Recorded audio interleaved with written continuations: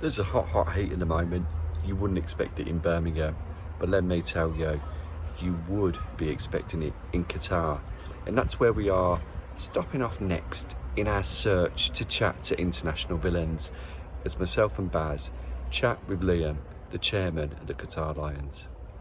Roll the credits.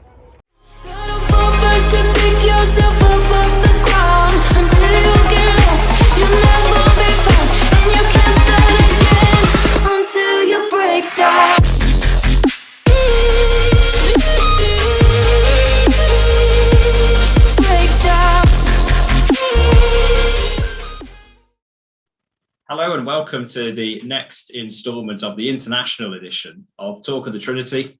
I'm Baz Barrett with Ms. Will Forrest, as always, and today we're joined by Liam of the Qatar Lions. How you doing, Liam? Not so bad. Thanks for having me on. No worries. Great for joining us. Hopefully the time difference isn't too bad. I know we had some technical difficulties first time around, but yeah, if you see me outside, if you see me yawning, you know it's the time to go. Hopefully it'll be much smoother this time round. I suppose first up, as we've asked the other International Lions, how have you ended up supporting Villa? So I actually think it all started from a mate of mine. He was supporting Aston Villa, don't know why, and I think I was just kind of so keen to impress him that I kind of started following along. But at the time there would have been a lot of Irish footballers playing at the time. So Steve Staunton would be from Dundalk, which is about 15 minutes down the road from me. We had Ray Houghton, we had McGrath, lots of guys that were kind of on the scene and doing well at the time. So I think that's pretty much where it started off.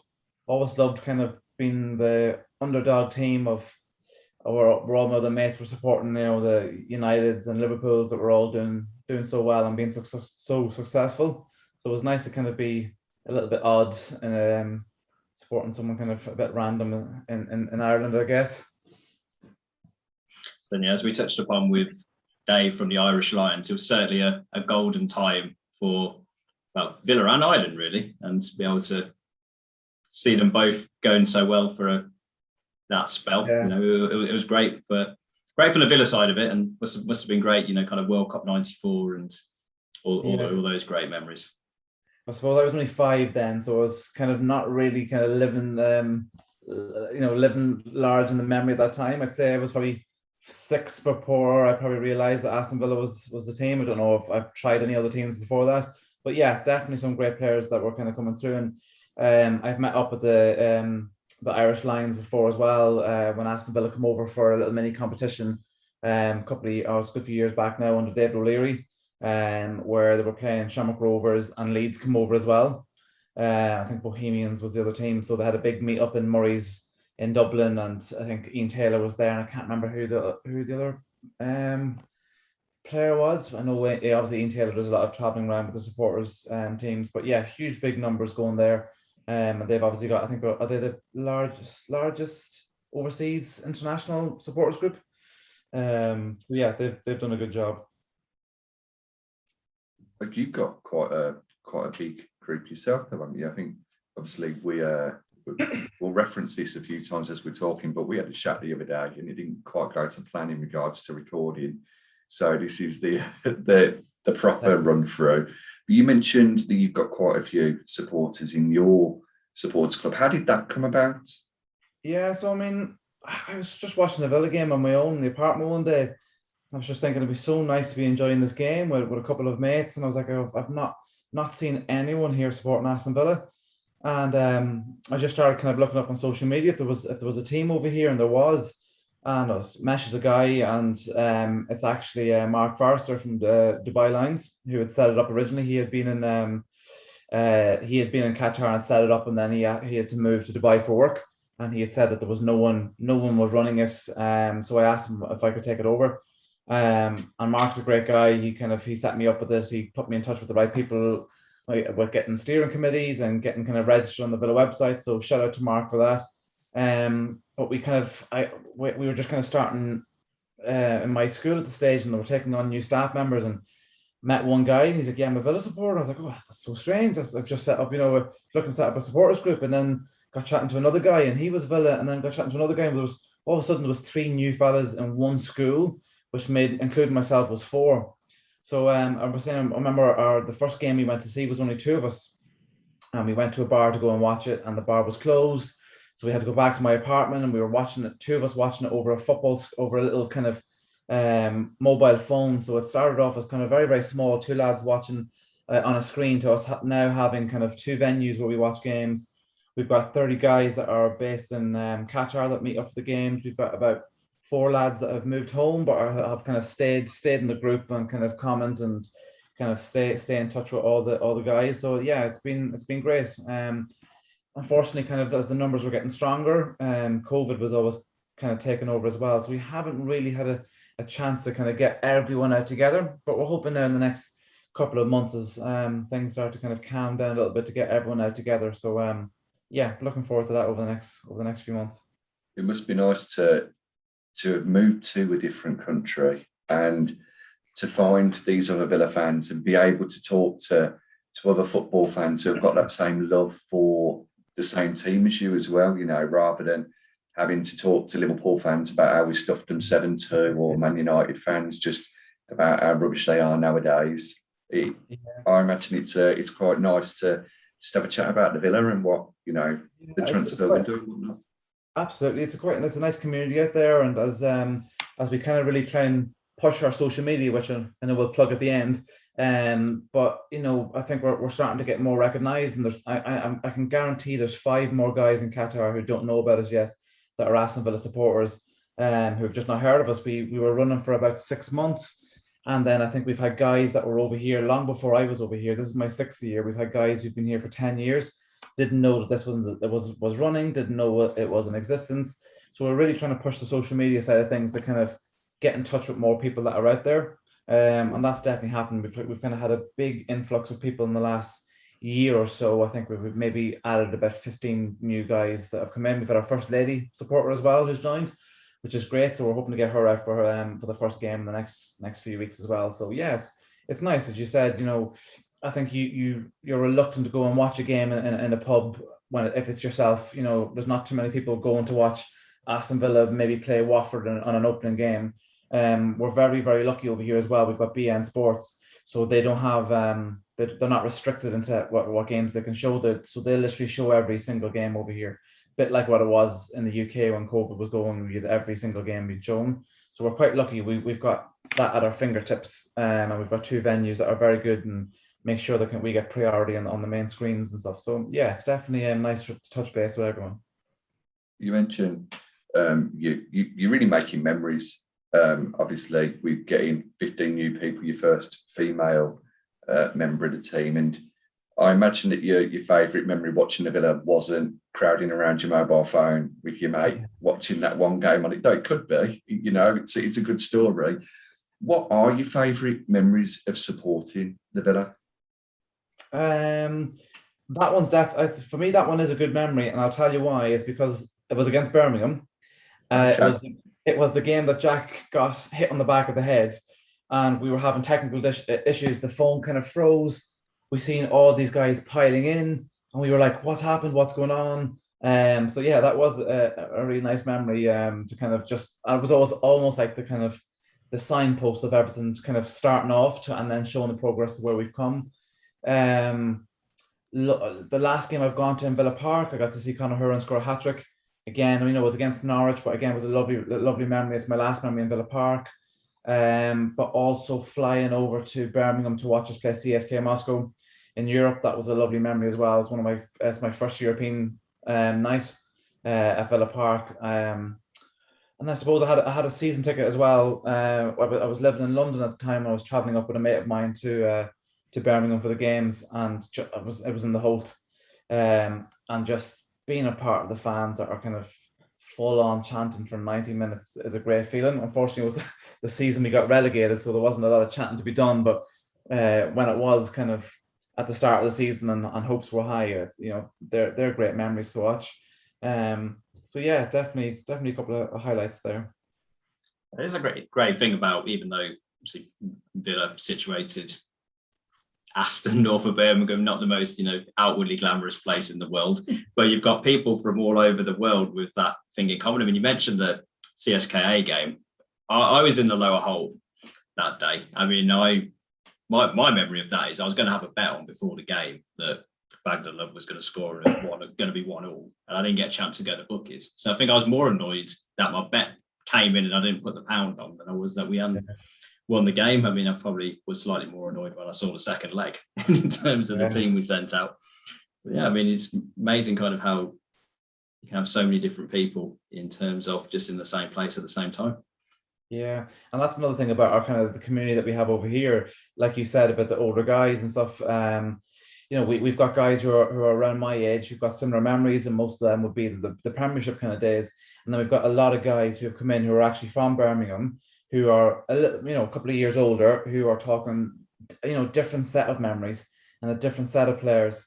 And it's lovely because you've got older guys and younger guys talking about things that are happening now and maybe in the last 10 years. You've got older guys coming together, talking about their times in Birmingham, the schools they went to, memories that they have back there. So we've got, people who are from Ireland. We've got people who are from the north of England who somehow managed to end up supporting Aston Villa as well. So, it's just such a lovely community and such an array of different people. And as you said, it's making memories is a nice way of putting it. I think I'm hoping that when people leave Qatar, that's something that they'll always kind of remember is their time here. And I'm quite happy there's quite a few guys who have moved home, who have stayed in the WhatsApp group and, joining in conversations from time to time, which is nice.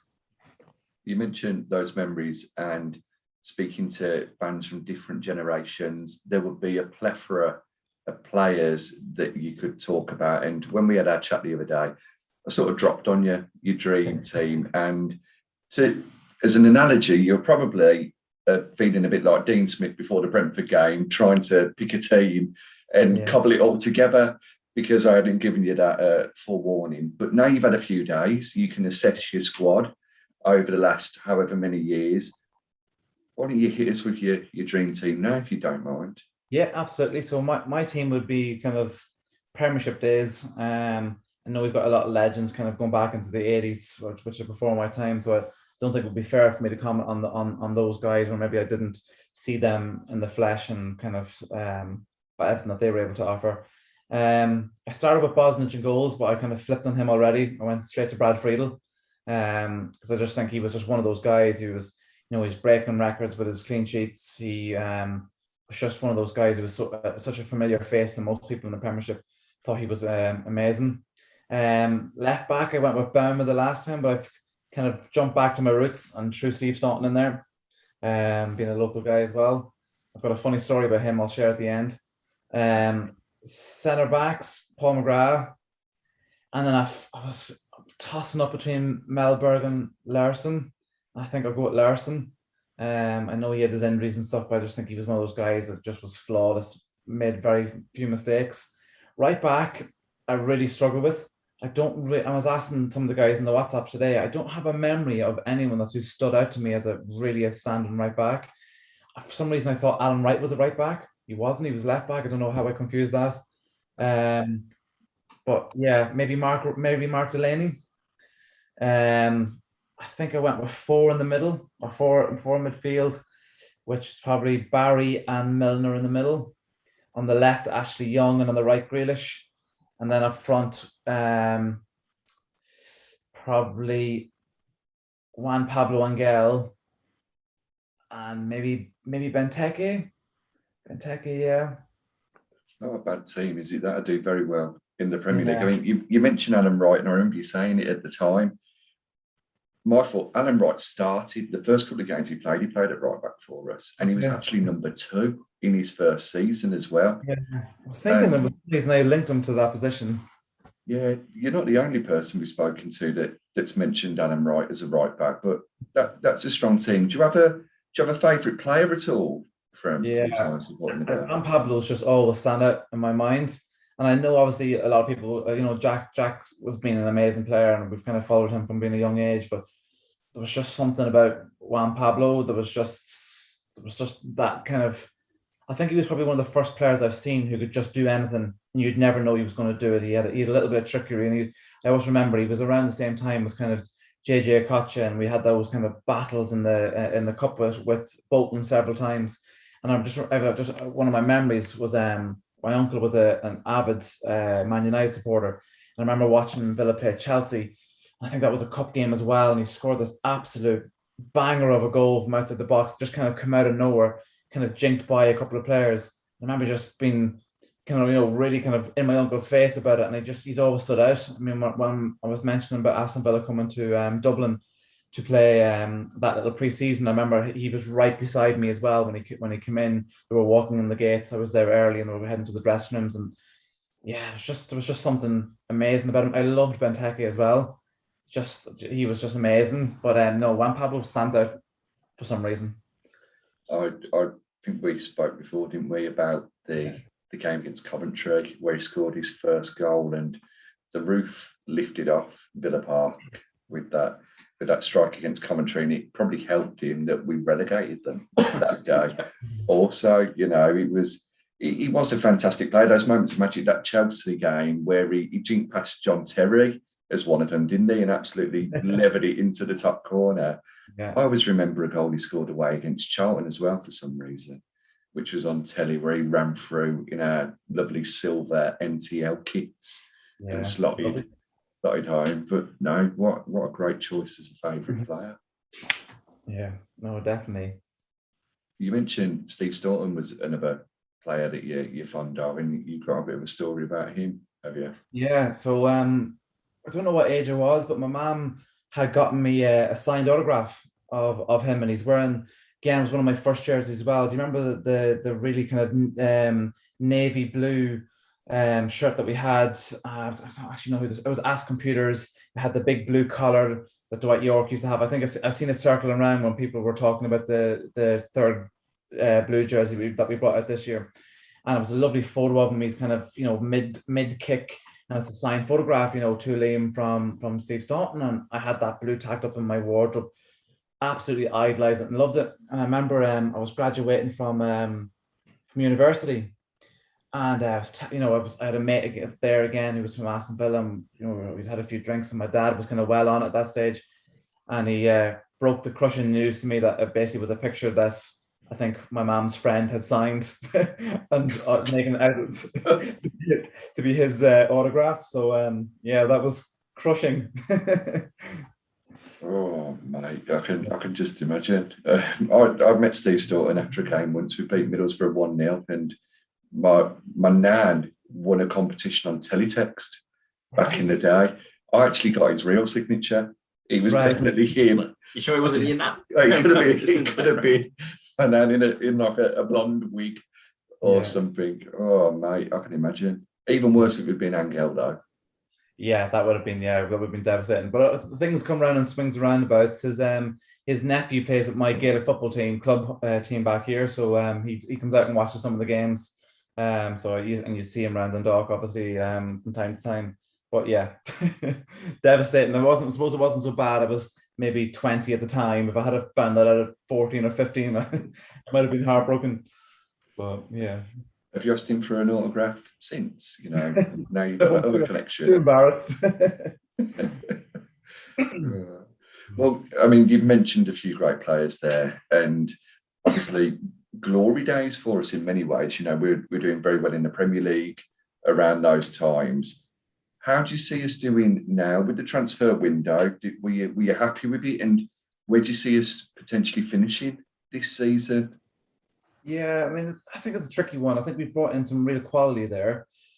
Disappointed we didn't bring a defensive midfielder in, especially when I've seen like the likes of Anguissa being there. I think Basuma is an amazing player. I think he's got such good quality. I think he's been one of the standout players in the opening 3 games. I think he controls the tempo. He's box to box. He's physical in the defensive midfield role, and his passing range is excellent. Bailey looks really exciting. He looks like he's one of those players as well. You just don't know what he's going to do, whether he's going to go to the byline, whether he's going to cut inside. So I'm excited to see a little bit more of him. We've only seen a snippet. I thought Danny Ings was a great signing, but a very interesting one as to what formation we might end up playing with him. I think that seems to be on the tip of everyone's tongue on Twitter about what these kind of what potential teams might look like, because Dean Smith very rarely started with a 4-2-2, a 4-4-2 formation. he favours the two defensive midfielders.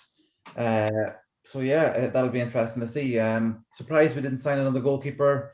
There's been talks of Romero possibly coming in, but I'm not really sure on that one. I mean, I like Jed Steer as a number 2. I just think maybe they're confident in the Finnish chap as a Sinisalo or Sinisalo. I'm not doing him any justice with his name there. As possibly being the number 3.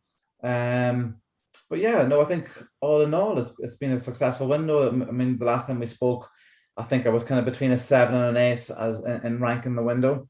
But yeah, no, I think it's just keeping everyone fit now. I've seen photos of Philogene Bides in a protective boot, which doesn't look bode well either. It means I've got a bit of a bugbear about Al Ghazi, which I know people might give me daggers for, but I'd like to see Jaden getting a couple of games. I think he's another exciting player that looks like he plays with no fear and just runs at players as well, and he's rapid. So yeah, I think we've got every potential of finishing the top 10. I think if we were to finish 10th, I would be happy. 11th, I would be happy. As long as we're not fighting relegation, I think we can be very, very happy after losing Jack. And then I think then we've got potential to go and build again next year. But yeah, it's an interesting one. I think we've definitely seen that the quality is still there. I think the international break came at a good time. Hopefully we'll see Konza kind of coming back to be starting. But yeah, what about you guys? What did you make of it? I think in terms of, it was always going to be known as the Grealish window, and then it was trying to see what we did with the Grealish funds. I mean, I think the club said in effect we bought 3 players to replace 1.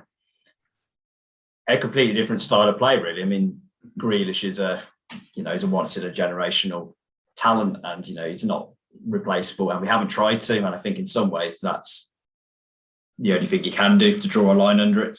We've improved in terms of that attacking area of the pitch. We've got more options now than we did. Well, funnily enough, when we had Grealish last season and he got injured, it kind of fell a bit off a cliff. I mean, I don't think COVID helped when we had to go into, the team had to go into lockdown for a little while. So I think it's going to take a little time to find the people to get fitted into the system, but I think attacking wise we're okay. Personally, I think defensively, I think we could have done with a couple more. I mean, I'm personally a little worried in terms of the fullbacks. We've got 1 left back and 1 right back. I mean, especially at right back, if Cash goes down, I'm worried about who we play at right back, being as though Gilbert's gone outside loan. Steer. We'll get to see. He might cause a stir against Chelsea. I guess we'll find out. Chelsea away is it's not quite the game you want your backup goalie to be coming into. But I think it's in terms of the 3-year project. I think our starting 11 is top half squad. Maybe not so much, but then we were only in the league 2 seasons. This is the 3rd season. Really went down the first season. Probably would have gone down if kind of the season had run its natural conclusion, shall we say. So I think in terms of where we're obviously a lot further forward. We've lost our best player, and we still don't look like a team who's going to go down, I don't think. And I think that's a testament to the recruitment, because usually a lot of teams have fallen into that situation. Their best player goes, and then it's the whole pack of cards falls down. Whereas I think we'll be okay. I mean, I think said you can't replace him, but I think we'll move on. And we've got a few good players in the youth team, so hopefully we'll unearth the next Jack or somebody who we can call one of our own until they maybe go off to Man City. I think you're right. We've got Morgan Sanson as well to come back, haven't we? Who we haven't seen enough of. We don't know what he's going to be like, and if he's a little bit more defensive minded, maybe he releases John McGinn to get a bit higher up the pitch. People have been calling out for a while that he should be playing in that number 10 role, especially when we had Barkley last season, and he sort of tailed off, after those first few games. So I think it's a great window. I think we've done very well. It would be nice to have a team of 11 players, but then 11 players who are also pushing them for a start as well. Emi Martinez, he's, without being disrespectful to Jed Steer, or Sinisalo, he hasn't really got any competition at the moment. If we'd have got maybe a Sergio Romero in, especially with the Qatar World Cup coming up, you feel there's a bit more competition there. And regardless of who's in goal, you feel confident on the day. You know, we can address that again in the January window, hopefully. I'd say Arsenal was almost too good a signing because nobody wants to come with your backup because they know he's not going to get in the team. Neil Cutler could be. Oh, could be. Let's get Cutler back. Yeah, I'm quite happy with Steer. I mean, I think he was amazing in that season that we kind of came up. He's not as obviously as kind of physically as imposing as Martinez is, and maybe not as good with his feet, but I think he's still decent under a high ball. He doesn't spill things. You know, he doesn't make me nervous. I mean, I know obviously you want your best goalkeeper in for the Chelsea game, but I have every confidence that he'll come in and do well, and I think he'll have the respect of the back line to kind of control things. So I'm not as worried about him.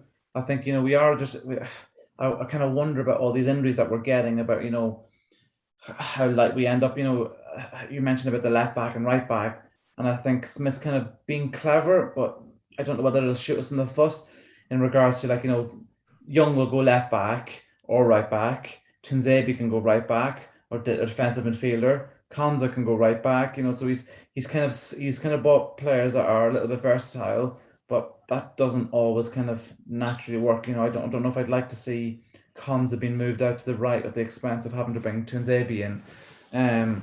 But yeah, look, it's as you said, it's a solid window. I think we've definitely got a base that we can kind of continue each window or so to kind of impose on that team again. Definitely. And as Baz touched upon, we've got all those great youth players coming in. Jaden Philogene-Spidacci, you've mentioned as well. Looks like he's going to be the real deal in a few years' time. And to think he's only young. Carney's 17? He's already captain in England under 19s as well. You thinking 5 years' time, if the 5-year plan is to get into the Champions League, he'll still be nowhere near his peak, but he'll be better than Grealish. Yeah, guaranteed. Yeah, definitely. So, if you had to put a number on the final league position, what would you put the number as? If you don't mind me asking, I'll go 10th. I'll it's say progress. I think we'll go one better. I think there's a lot of, I think, you know, it's been mentioned several times over the summer. I think the owners have seen an opportunity here to kind of possibly pass out teams that are in a state of kind of flux at the moment. You know, you've got everything there that we don't really know what Benitez is going to bring to the table. You've got Arsenal who have shown their hand already, and to the instability that is going on there. And you've got Spurs who have started so well, but maybe before the season, no one was really sure what was going to happen there. They hadn't brought too many players in. You know, they had the whole kind of disruption with Kane, but they've obviously started off well. But yeah, I mean, Wolves, I think have impressed, but not picked up the points. So there's teams there that we're going to kind of keep on, hopefully make the gap bigger, and hopefully catch up a few of those teams that are ahead of us. But yeah, I think 10th or 11th, I think, would be a successful season. As you said, it's going to be known as the Grealish window. Inevitably, it'll be known as the Grealish kind of season. You know, if we do really well, I think people will forget about it. If we're fighting anything at the end, which I don't think we will be, it'll be known as, you know, that was the year we lost Grealish. So I'd like to kind of put that memory to bed and hopefully not have to worry about those talks. I mean, as a club, we've lost great players before, haven't we? And we're still standing, Yeah. you know, and doing well in the Premier League. And hopefully it's the window where people think, do you remember that year that Villa signed Danny Ings? Yeah. What a signing he was, you know. And a good season for him, puts him in contention to potentially meet up with you next December over in Qatar. But before we finish, do you want to tell us about your Twitter handle, your Facebook pages? Anyone who's out in Qatar, hopefully we can get a few more people for you into the group. Yeah, so our Twitter page is probably the most active, and our handle is @AstonLions. We have got a Facebook page, which I think is just Qatar Aston Villa supporters. I can't remember off the top of my head. Instagram is something similar as well. But yeah, definitely drop us a follow, give us a like. You know, the more likes we get on some of our posts means that kind of in Qatar alone, it brings us up to the top of the search list of people wherever over here and searching for Aston Villa. It brings our posts to the top. So yeah, that would be great. I'm sure there's definitely a couple of lads who are sitting in an apartment watching Aston Villa and Qatar, not knowing that we're out there, and there's 30 other lads that they could join up with. So yeah, even just drop us a like and a follow would be great. And also, if anybody's got an authentic Steve Staunton autograph, drop you a line also to finally be united. If he's got an alias on Twitter and he's secretly watching all the podcasts, you know, just I'm willing to put you up in Qatar if you want. You know, maybe you'll be managing a team. You know, we'll see. I'll take a picture of my autograph for you, and I'll send it you if I want to. Well, that'd be too much to take. I don't think I could take that. Well, you know, thank you again for spending the time talking to us. It's been a pleasure. Hopefully we can have a chat later on in the year if you're free to, and I'm sure that we'll have conversations leading up to the Qatar World Cup as well. Absolutely. Yeah, 100%, guys. Thanks for having me on. I really appreciate you reaching out to us and giving us the opportunity to kind of get our name out there. But yeah, I do enjoy doing these things. So thanks very much. I know you're more than welcome. Have a great week and up the Villa. Yeah, thanks very much, guys. Same to you. Cheers, Liam. Cheers, guys.